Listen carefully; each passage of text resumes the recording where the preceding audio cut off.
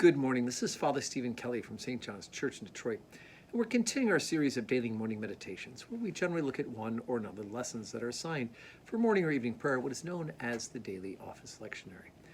And today we actually have a special occasion, and that is this daily morning meditation is our 500th consecutive daily morning meditation. We started this during the beginning of the COVID thing. After the shutdown for about a month, I thought we needed to have a little way to have more communication with people as we were locked down, our stay at home, stay safe orders that we were under, so much so that we weren't even allowed to be in the church to have worship live stream from the building. And so I thought we needed to have a way to have a kind of an inner dialogue and a chance for people to think about something scriptural as they were locked down. And so was born this idea of a morning meditation.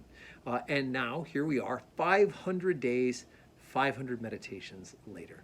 And I'm grateful for the feedback that I've been receiving from people who do appreciate having these here. And we do continue to have between the various platforms of Twitter and Facebook and YouTube and our parish website, all of those things together, we tend to have about 80 to 100 views of these videos every day. So I am grateful that people are taking advantage of this.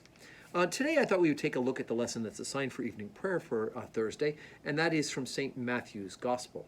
And we're continuing on this series of teachings where Jesus is talking about the law and how the law is much broader than just the narrow interpretation of it. Chapter 5, beginning in Matthew's Gospel, beginning at verse 38. Ye have heard that it hath been said, an eye for an eye, and a tooth for a tooth. But I say unto you that ye resist not evil. But whosoever shall smite thee on thy right cheek, turn to him the other also. And if any man will sue thee at the law, and take away thy coat, let him have thy cloak also. And whosoever shall compel thee to go a mile, go with him twain. Give to him that asketh thee, and from him that would borrow of thee, turn not thou away. Ye have heard that it hath been said, Thou shalt love thy neighbor, and hate thine enemy. But I say unto you, love your enemies. Bless them that curse you. Do good to them that hate you, and pray for them which despitefully use you and persecute you, that you may be the children of your Father which is in heaven.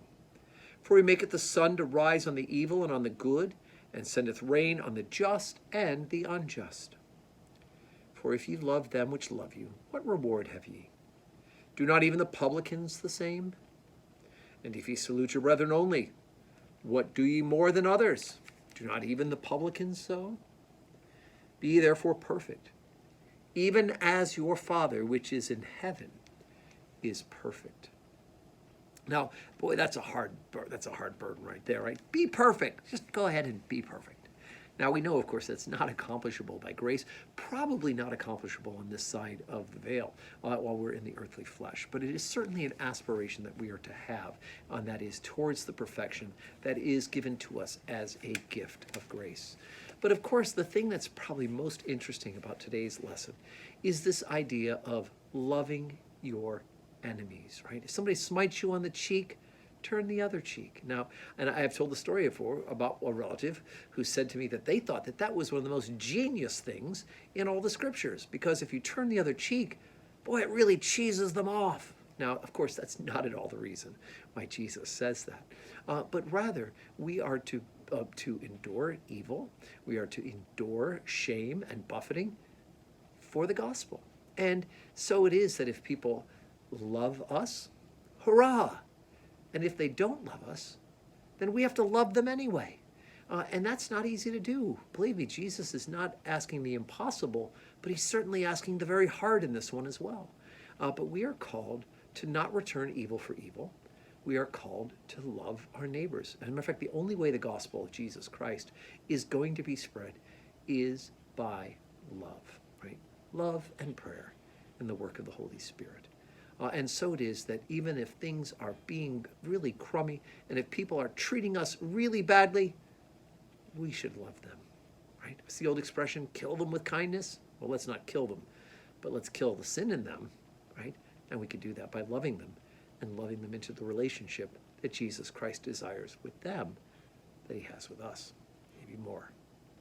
So today is Thursday. We have 9 a.m. Holy Communion and 5 o'clock evening prayer. And I hope that you will join us for either of those services, live and in person, or online at stjohnsdetroit.org. And God willing, tomorrow will be meditation number 501. May God bless you.